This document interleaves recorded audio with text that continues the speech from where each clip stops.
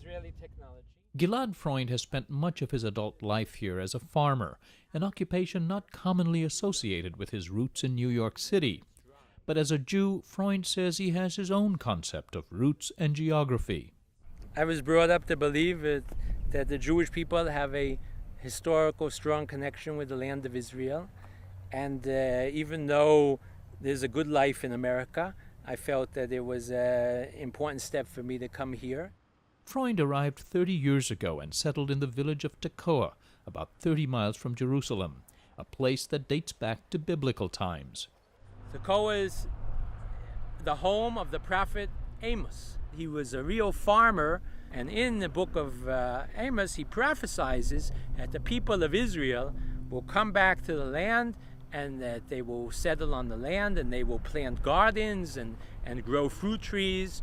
And he used these biblical agricultural analogies in his prophecy. Gilad Freund embodies not just that prophecy, but also the Zionist vision of a Jewish state that led to the formation of modern-day Israel. Freund is among at least 300,000 Israelis who've settled on the West Bank, land captured by Israel in the 1967 war. They are drawn by religious conviction or often by just the affordable, subsidized housing. The settlements have long been a sticking point in peace negotiations. They've angered not just Palestinians, but also settlers themselves, when Israel has agreed to dismantle some of them, like those in Gaza in 2005. The Gaza Strip and much of the West Bank are areas of Palestinian self-rule. In a two-state solution, they would roughly form the state of Palestine. But for many Arabs living here, the concerns are more immediate and day-to-day. In the sparse village outside the city of Hebron, residents complained about the lack of proper roads, electricity, and water. And things have gotten a lot worse, they say, as they became surrounded by Israeli settlements. Before settlements, the range for our animals was very large. There used to be a lot of grazing land, a lot of water. Now, because of the settlements, we're restricted from grazing and we cannot access the cisterns. These village women complained of raids by Israeli security forces, who they say accused them of harboring illegal Palestinian migrant laborers or terrorists on their way to Israel. They try to intimidate us. They come at night, make trouble for our young people. They don't have title to this land. They don't have the right to take our land and prevent us from having access to any part of this area. Across the rural West Bank, complaints were common about intimidation and vandalism. The settlers' response was difficult to get. Settlers are reticent, suspicious of outsiders, and they've long complained of a perpetual terrorist threat. What is not in question is the stark gap in the standard of living between Palestinians and settlers, a gap vividly evident in the fields. Israeli farmers enjoy water at subsidized rates. Palestinian farmers do not. We look around us, we will see that the Palestinian land is totally bare now. There is no farming here because there is no water. And also this has been very much affected by the Israeli control of the water.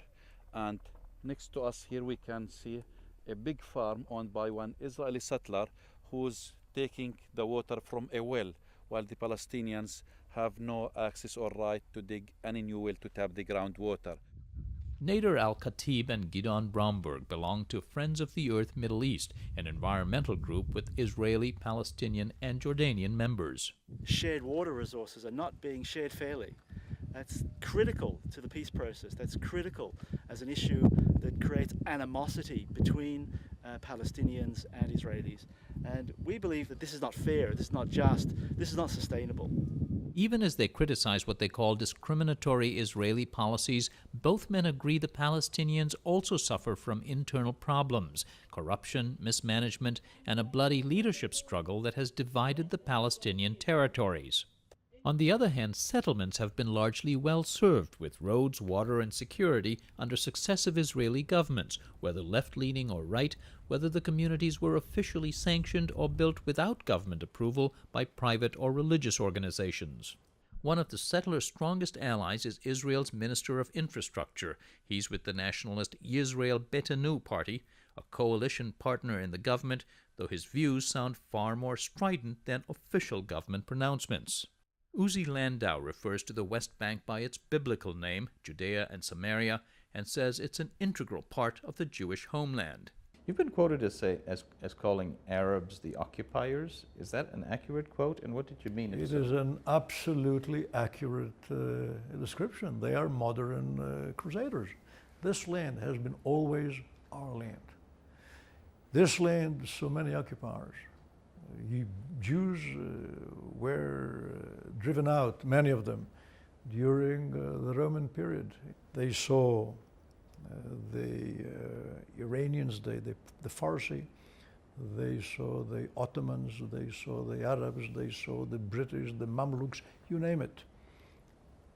Every occupier replaced the one and was replaced by the occupier that came after him. The Arabs are one of the occupiers. They are living over there. They have and should have all the rights as a minority has in every democratic country. But we claim that this is our land, definitely. We insist that we will stay on this land, even if it means we will die here. Palestinian farmers we talked to have their own historical starting line. First, there are Arabs here before the Jews, so we could use the same argument to say the previous generations of our people were here before you. This is not a solution, because we are all sons of Abraham, them and us. We must appreciate each other, because we are cousins. Settler farmer Gilad Freund says he's grown used to living with the seemingly intractable, often tense dispute over land. But all historic grievances take time to address, he says. Just look at the U.S. and civil rights. Once segregation ended, it was not overnight that things changes, and there's still a lot of problems today. There's ghettos, there's unemployment, there's a lot of problems today that still have not been solved. So processes take time. Americans like to think that they're overnight solutions. Overnight solutions in Iraq, overnight solutions in Afghanistan. In the Middle East, there are no overnight solutions. Whether the new peace talks continue seems to depend on some compromise within the family of Abraham, whether Israel will build settlements after September 26th, and if they do, whether the Palestinians will keep negotiating. For Religion and Ethics Newsweekly, this is Sam Lazaro.